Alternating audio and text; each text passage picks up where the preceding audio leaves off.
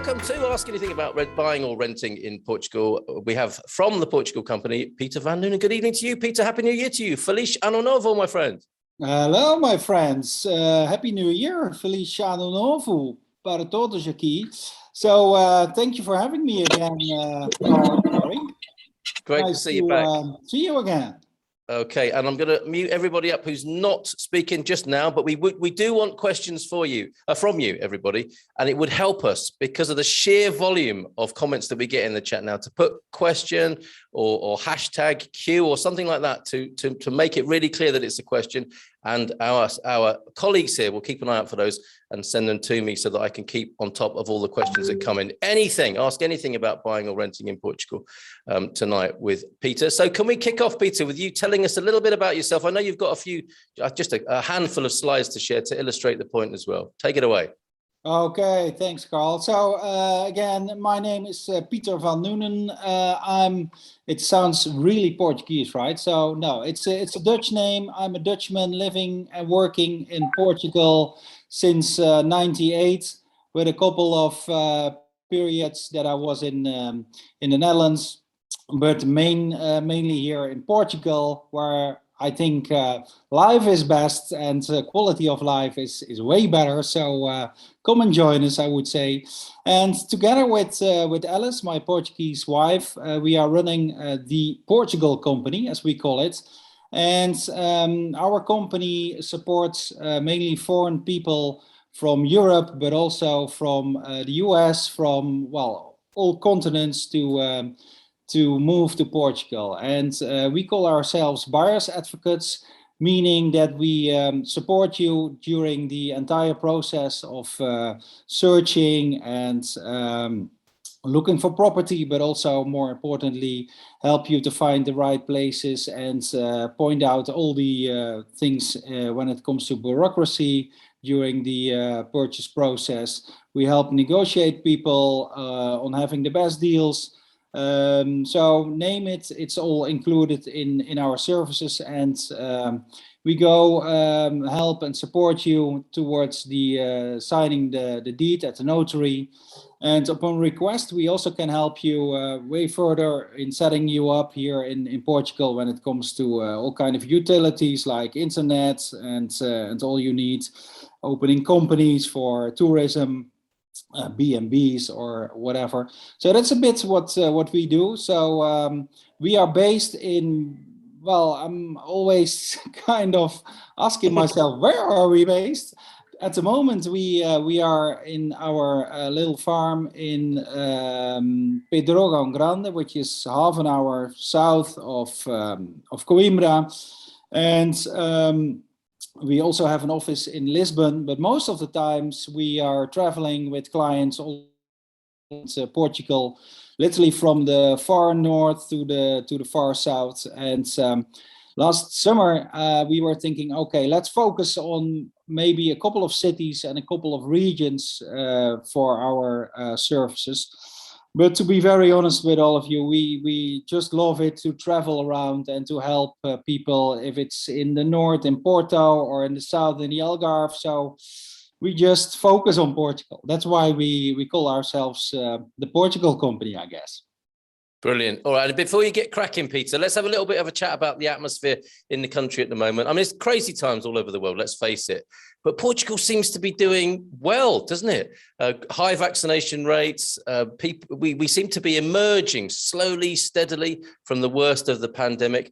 And properties are being bought and sold at the moment, aren't they? As far as we can tell, when we chatted before, you said, bring your crystal ball, because I do tend to ask you some silly questions, let's face it, sometimes about what the market's looking like, because it's so uncertain at the moment.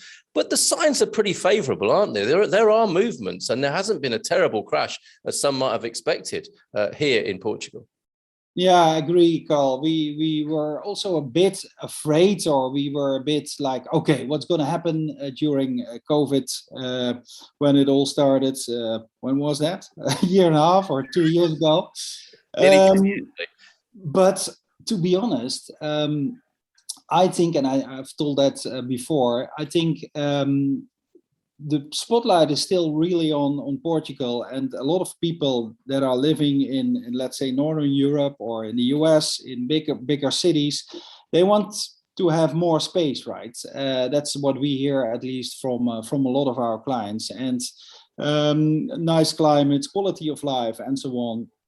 And then Portugal, as you were stating in this opening article, really is one of the top countries to move to. And so market is still going on, also in cities, because last December we were a bit shaky, like, okay, now the rules for the golden visa, they are changing as of the 1st of January for Porto, Lisbon, and all the coastal region. But still, it's a lot of demand and a lot of requests for also for the cities. And well, I'm laughing about it. We are happy with it. You have your crystal ball. I've got one as well. And for the time being, I think it's fair to say that that it's a very steady market. So it's all very favorable. So happy with it. Good. We had a question in via YouTube earlier, which is pretty good, and we could take this in our stride tonight. D Shaw asked, I would love to renovate or build a home using buildings services in central Portugal. So that's right up your street there, Peter. And this is the sort of crystal ball stuff, but I think we can talk about this in general terms. What would be great to know what it's like? Risky, long build times, expat experiences of renovating or building in central Portugal. Now, you help people with this sort of thing, the doer-uppers, the fixer-uppers, as well as the brand new properties, don't you? And particularly in central Portugal, I think you have a pretty good focus over that way, because that's where you live, or one of the places where you live. Yeah, definitely. So we did it ourselves in the Quinta where I'm now. So we bought it in 2014, and believe me, back then it was looking completely different than today. So we did a large renovation project ourselves with local people. Is it risky? I don't think so, but you have to know the right people, and of course you will have a couple of setbacks during the process.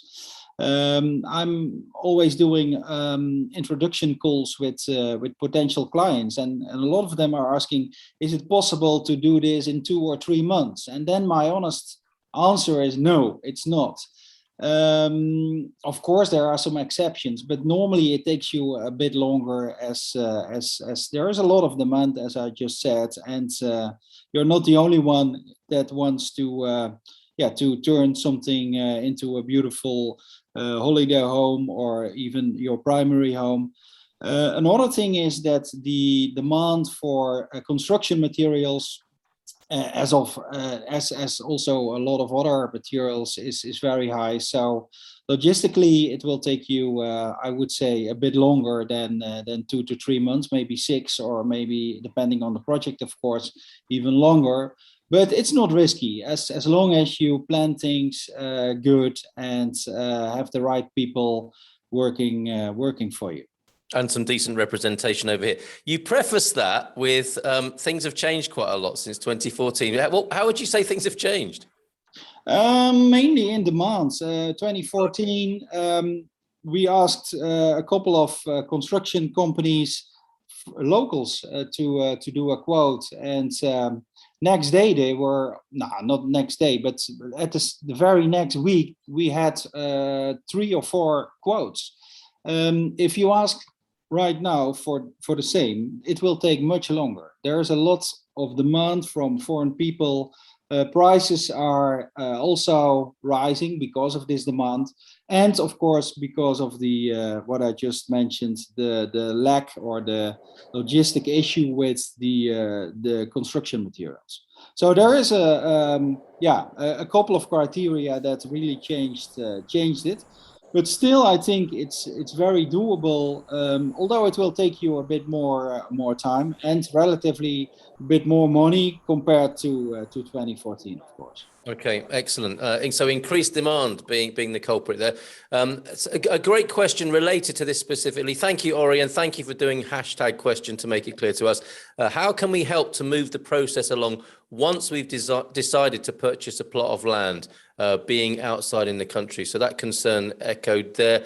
You need some sort of project management, Peter, don't you, really, to keep things moving along? I'm guessing that Ori can't be here necessarily. You might want to clarify on that, Ori. Yeah, depends really on what's the project. If it's a full renovation, for example, if you're buying a terrain or a plot of land with a ruin, yeah, then it really makes sense to have something here at the ground, literally yourself or anyone you really can trust, because then yeah, you really have to be there. Because what you also will experience if you don't have somebody at the ground, people, the construction company will maybe put more work or concentrate more for people, your neighbor that is there as well. So yeah, that's something you really need to take into account. Not unusual in the building industry. I think builders can tend to go where the work or the money is, can't they, and prioritise in that way. So perhaps there's something in the contracting and certainly something in the project management as well. We'll find out more specifically about how you work your T's and C's a little bit later on, Peter, so people can find out exactly how to engage with you. Some great questions coming in. And one that comes up from time to time, the whole business of renting. We'll go to John Egan for this one. How best to find rental properties that allow pets, cats in our case. We're moving in the summer and are starting to look at various apartment options in the Lisbon area. Personally, Peter, I found renters, and I think it's a legal thing. Renters, the landlords are quite open to people having pets. What's your experience of this? Yeah, same positive experience. I mean, cats and dogs, I think it's fair to say that Portuguese people love pets, love animals. Of course, if you come in with 4 very large dogs, you have maybe an issue. But if it's just cats and a dog or 2, depending, if it's a very small apartment, you really need to flag it prior to your arrival. If it's a townhouse or a little farm, a quinta, then it's of course not a problem at all. But in general, I think it's not a big issue. They are very open and very positive to rent with pets. Yeah, agreed. Staying with rentals, Brent, thank you for this. Looking at rentals on Idealista and Spot a Home, with whom we have a perk deal. Just check that out in our business directory. I assume they are all in Portuguese. You can translate on those, Brent, fairly adequately, I think, with a right click, generally speaking. Is hiring a lawyer to review the lease the best bet? Feelings about going through a real estate agent for rental instead. So obviously this is something you can help people with directly, and you would do exactly that, wouldn't you? Is fine tooth comb the lease and tell people exactly what they're up against. Yeah.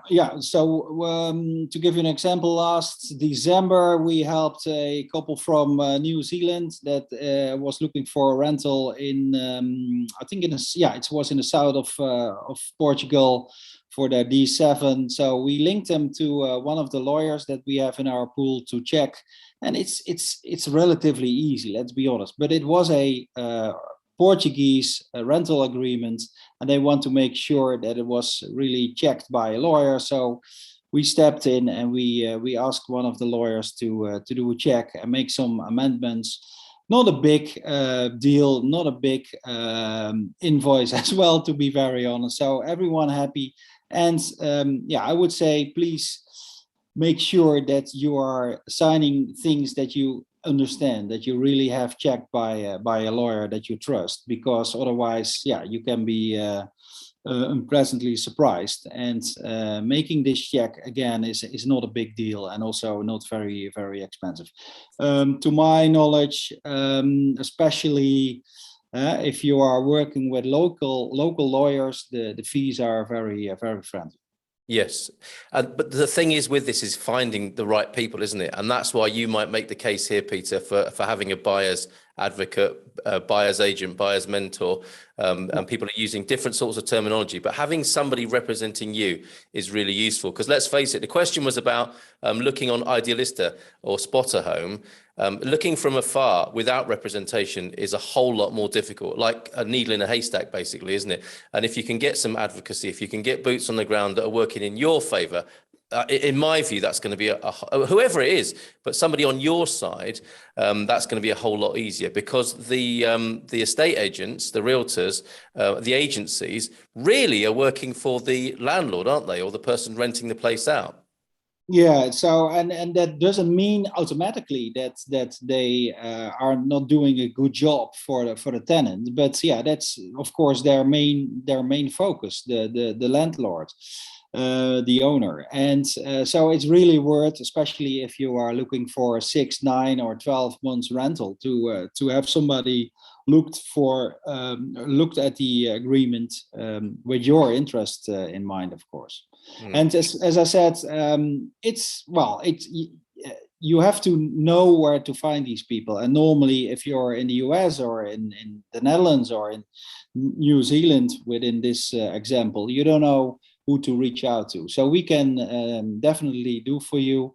And we don't link you then to a international lawyer of a big firm in Lisbon, because there's no need. This is a relatively easy legal project, checking the documents, and therefore we really link you to the right people. Normally, we work with local lawyers that know the region or the area that you are looking for, so that really helps. Yeah, brilliant. Okay, Michael, thank you for this one. Probably a common question. Any tips for securing housing contract to satisfy D7 requirements when living abroad? Obviously, you're going to need your 12-month lease. Are there agents who will tour properties and proxy that for you? So again, yes, Peter, that's part of your portfolio, isn't it? Is working on behalf and doing tours remotely and giving people, you know, from their point of view and from with their interests in mind, a report on the properties, and to make sure you've got a proper 12-month lease for the D7 visa, right?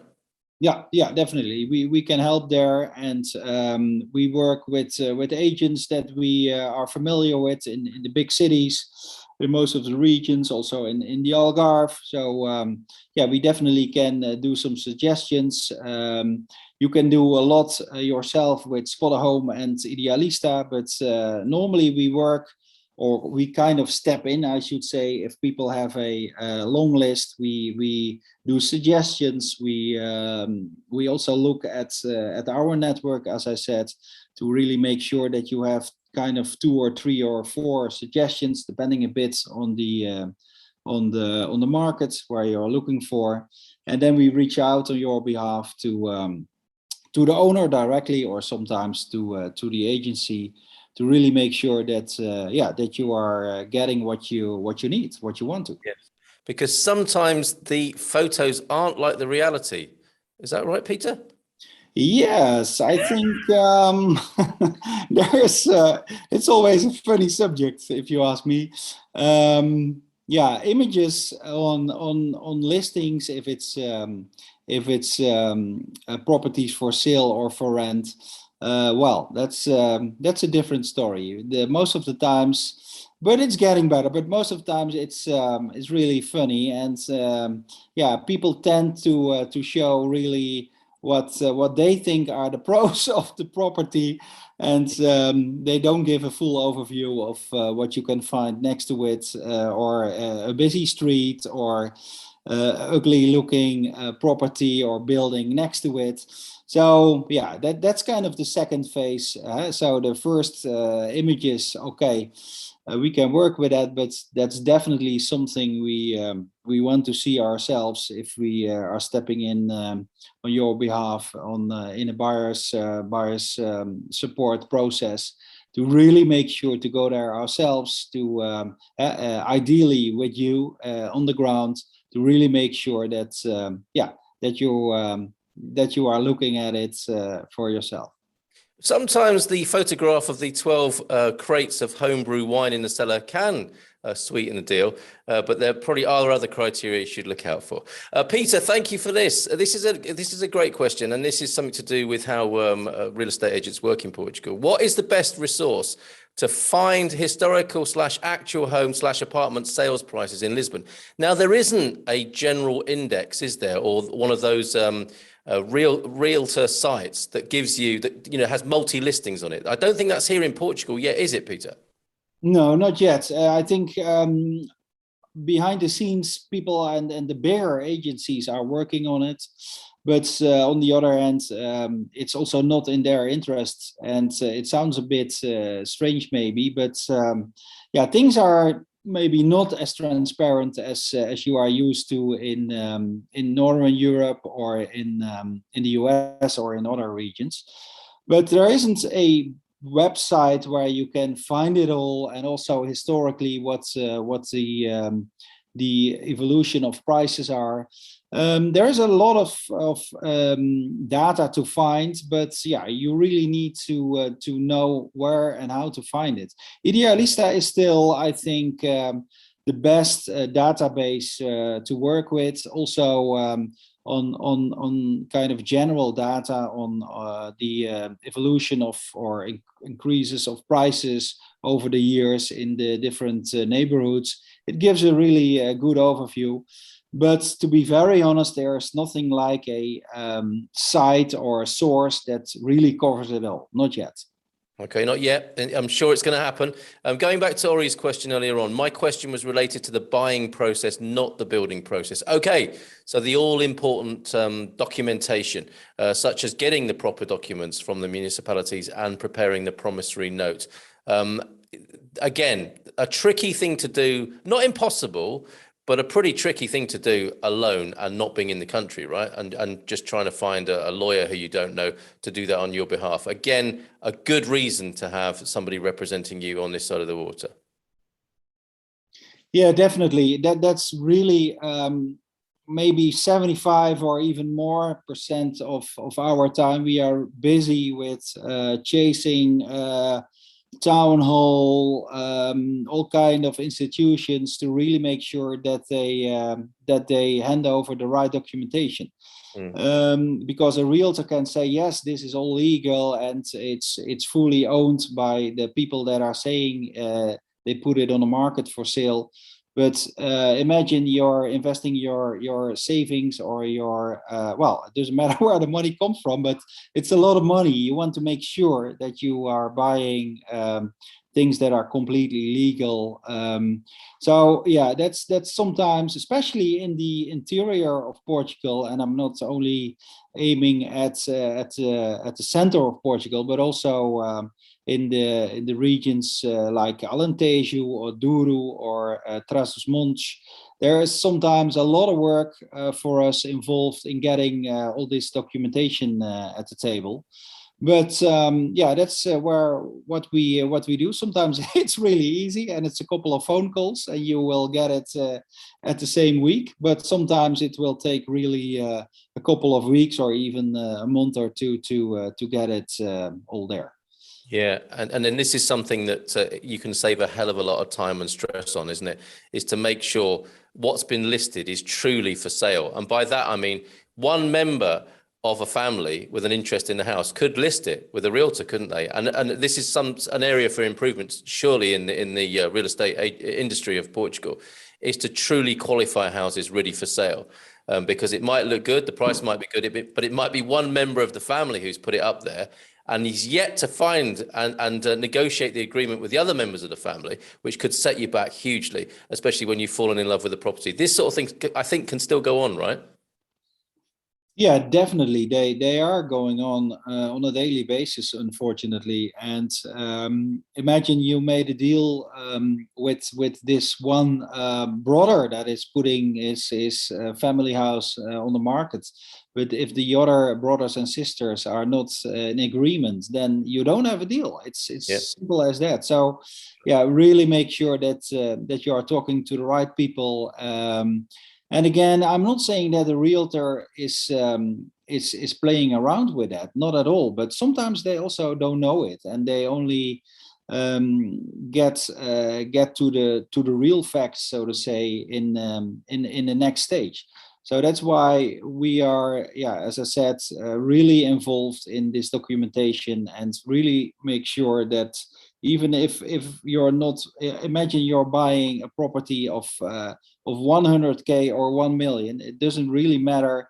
We always want to make sure that all the documentation is very, very complete, and it's all legal. Otherwise, you're buying maybe your dream, but in a couple of months it will become less than a dream, or whatever you call it. A nightmare. Yeah, a pesadillo, I think. We don't want that. So a Lisbon specific question. Thank you to Eric J for this. I will be seeking a furnished apartment in Lisbon near mass transit, public transport. Am I likely to have a broad set of choices? Good evening to you, Eric J. I think it probably needs to be near a craft brewery as well, but that's an added extra for Eric. Public transport, mass transit, is he going to have a lot of choices in Lisbon? I would think so, right? Yeah, and we are talking about renting, right? Not sure. Eric hasn't made that clear there. But either way, I mean, there's still quite a lot of choice. I think the prices are cooking a bit, but there's still a lot of choice. Yeah, a lot of choice. I mean, if you look at the public transport system in Lisbon, it's very good. No problem at all. Depending a bit on what you're looking for. If you really want to be in a fancy neighborhood like Chiado, or you want to be in a more kind of upcoming neighborhood, it's all there, depending a bit on the budget. But there are lots of opportunities.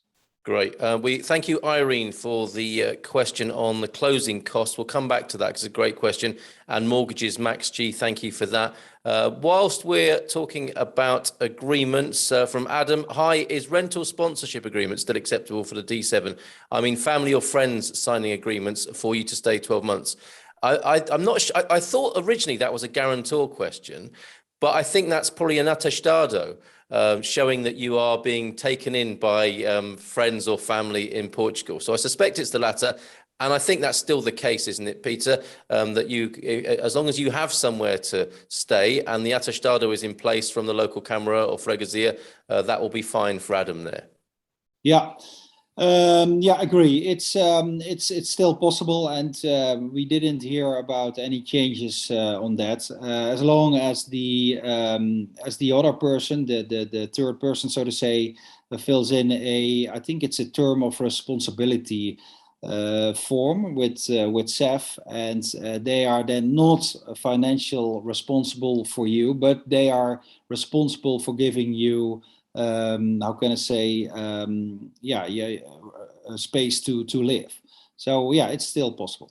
Okay, brilliant. All right, so let's go back to mortgages and to costs. Let's do mortgages first then, because I know you had a pretty good contact for mortgages. If I remember right, you're known as the Bulldog, right? In your set of close associates. The specific question is, please talk about the age limits on a mortgage and also the minimum amount a bank will finance. That's from Max G.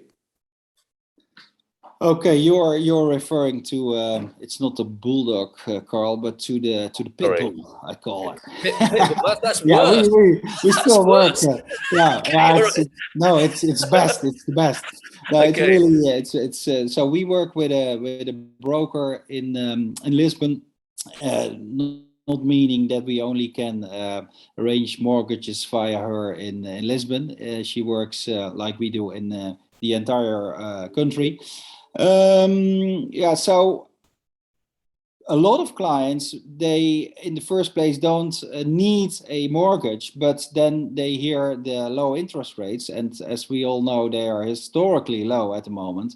Then they like, okay, are you able to arrange a loan or a mortgage for, let's say, 50% or something like that from for us? Yes, it's all possible. The minimum there, it's hard to say. It really depends on your fiscal status. If you're not a fiscal resident in Portugal, then there is a 70% mortgage with the bank. So you need to do a deposit of 30% yourself. If you're already a fiscal resident in Portugal, then it might come up to 90%. So your own deposit will be then only 10%. Good to know. Okay, thank you. And then the costs of closing, all the additional costs, maybe as a percentage terms here, when you come to closing and finishing, from Irene. Thank you for that question, Irene. Meaning the closing costs in general, so not only the cost for the mortgage, right? Because if you are doing a mortgage, then you pay a bit extra, because at the notary they will then you have to sign 2 deeds, right? One of the purchase of the home and one of the mortgage. Yeah, so in general, the cost, you can't say it's like 6, 7 or 8%, because it's a progressive scale. The IMT, the property tax, is progressive here in Portugal. But yeah, you really have to make a calculation. We can help you with that. So it's hard to say it's 6 or 7%, but yeah, sorry to do that. If you allow, let's say if people allow 10%, would that be a useful working figure? Oh, yeah. It's never over 10%. Normally it's a bit lower, depending again on the purchase price. But it's and then closing costs also depends on the notary. So imagine if you just buy an apartment in Lisbon or in any other city, then you buy, it's called one article. So the closing costs are just for one article. Imagine you buy a farm in the Alentejo, which is also consisting of, let's say, 5 plots of land with different, one with olive trees, one with wine, and the other with, I don't know, amendoeiras. So then you're buying maybe 5 or 6 articles, and then you buy 5 or 6 times the costs at the notary, which is also not a very big deal. But so it's very hard to say what it will be in a percentage. It really depends on the property that you are buying. Okay, jumping around all over this subject of asking anything about buying or renting property in Portugal. And we go back to Lisbon now for Peter. What part of Lisbon would you, I know you threw in a few names before, Peter, but what part of Lisbon would you suggest for buying an apartment that is central, historic feeling, and also quiet? That's a tough one, Peter. Quiet and historic. What resource would you suggest with good descriptions of the different neighbourhoods? I think you should go to our forum and ask that question for sure, Peter, and join us on the morning show, where we'll happily discuss that with people who live in Lisbon and will be live on the show. But what would you say, Peter, there? Buying an apartment that is central, historic, and also quite quiet. Is that impossible? It's not impossible, but indeed, historic means an old building, and old buildings normally come with not with the best noise cancellation, so to call it. But on the other hand, there are many new developments, like in old historic buildings that are completely renovated with really modern, high quality finishing. So, and yeah, it really depends. Lisbon is such a nice city with such a variety of old neighborhoods. You want to go to Alfama, then you really are in one of the oldest parts of the town with a lot of old, very lovely small bars and shops. Or you want to go to Chiado, which is more the posh, or whatever you call it in English, neighborhoods. It really depends on your on where you want to be. I would say it's possible, but you really have to look into the quality of the building. Even if it's new or old, you really have to make sure that the finishing and the quality of the building itself is what you're looking for.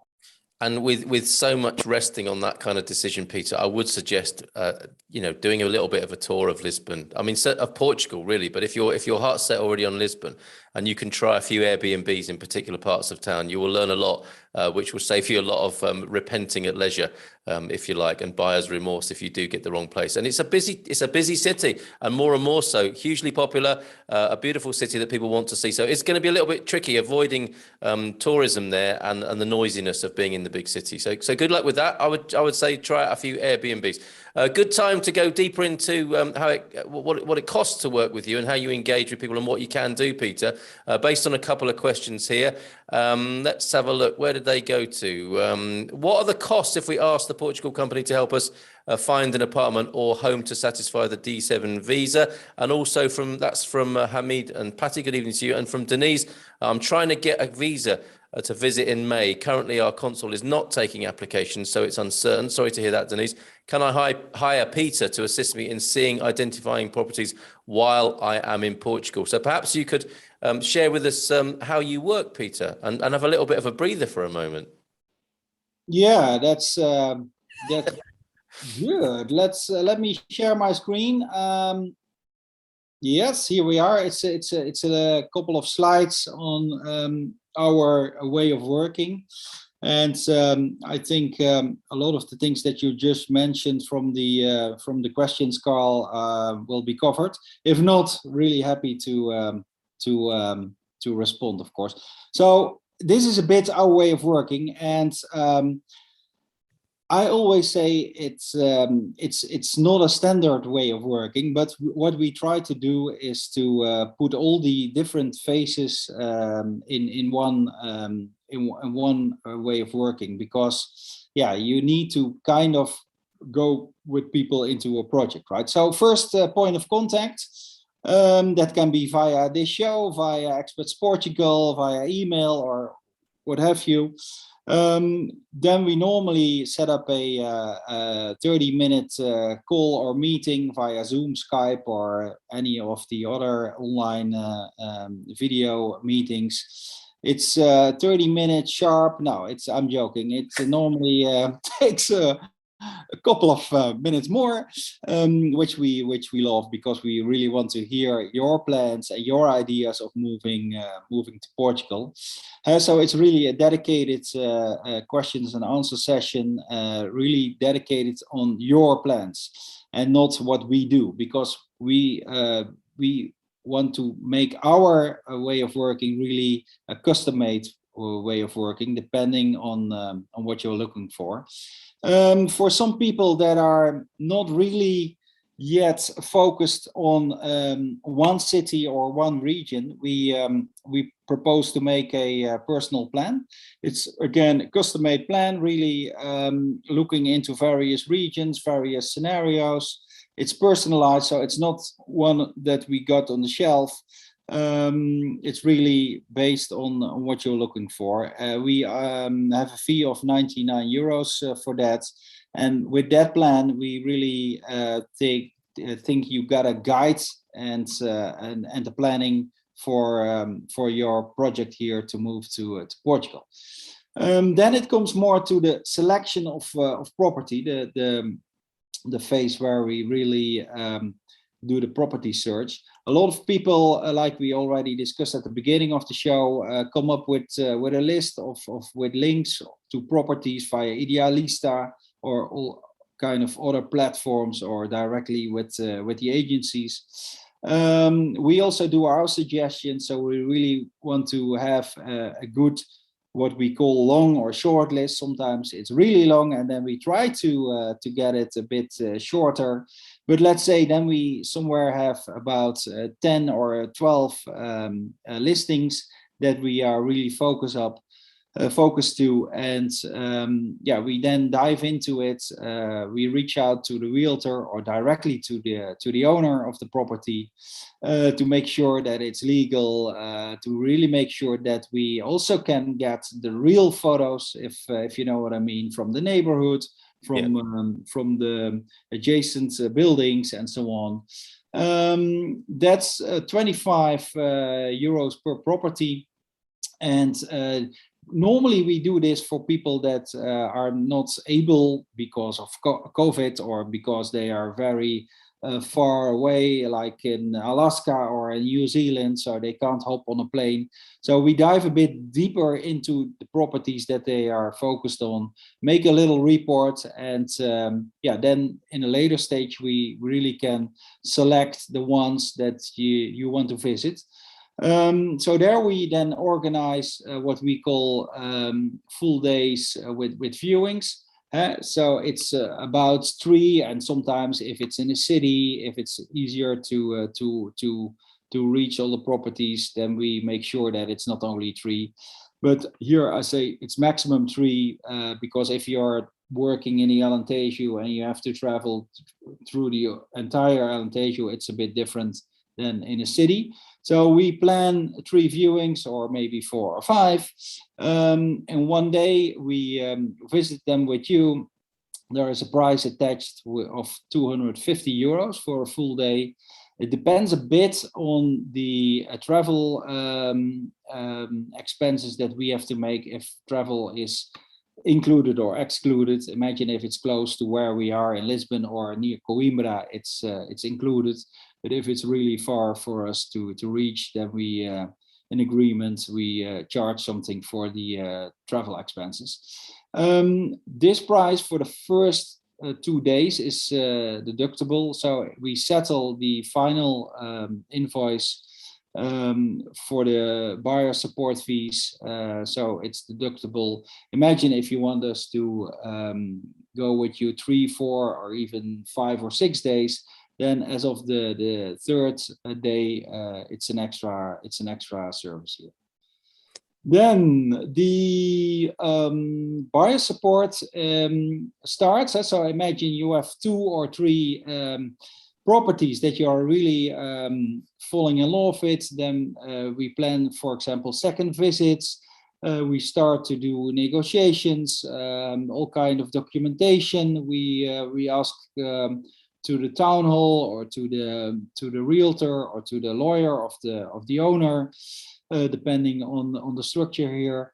We start this phase with a initial payment, and we also sign a letter of intent in which we state what the work will be that we also, in agreement with you, of course, want to carry out. And there is an initial payment depending on the scope and the timing of the buyer support project. Then if we look to the overview of services for this buyer support, so again, it's starting really at the early, in a very early stage with looking at all the viewings and supporting you throughout the entire process. So it's from the viewing, negotiations, setting things up with a lawyer. The promissory contracts all is checked by us. It's sometimes in English, Dutch, German, French, or what have we, and Portuguese, of course. For that service, we have a fee of 1%, and the 1% is of the purchase price. With a minimum of 2,500. So imagine if you're looking at a property of 180,000 euros, then the starting fee of this buyer support is 2,500. Then for the negotiations, if you want us to step in there, we have a fee. That's 10% of what we call the difference between the asking price and the purchase price. People love to have us on board here because it's really helping them to get the best deal and to really make sure that that we also can do the job without any emotions involved. We are, of course, involved and really dedicated, but we are not really emotionally detached or involved here. So we think we really can get the best deal for you at the table. Technical inspection, sometimes people are looking at old beautiful quintas with a lot of charm, but behind this lot of charm there also can be a lot of technical issues. So what we do, we team up with people like engineers, architects, a plumber, electricians, and so on. So we form a little team. We go to the property for a full day, and we make a technical inspection. And it's a report in Portuguese and English, loaded with a lot of images, really showing you the real face of the property behind the charm, if you know what I mean. So that really helps you to get a realistic check of the technical status of the property looking at. Then we also offer legal support. As I said, we aren't lawyers ourselves, but we have a pool of lawyers that we work with in Lisbon, in Porto, in the Algarve, but also here in the center of Portugal.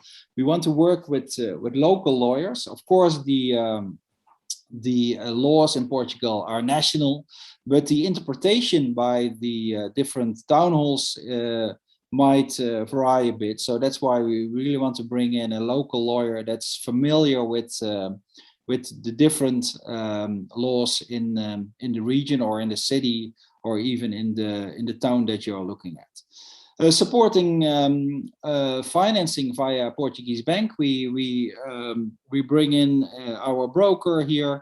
So again, sometimes it's not necessarily to make a deal, but sometimes it's just very interesting to finance a part of the property that you're buying because of the very low interest rates. The rate for that support is depending a bit on what you're specifically asked.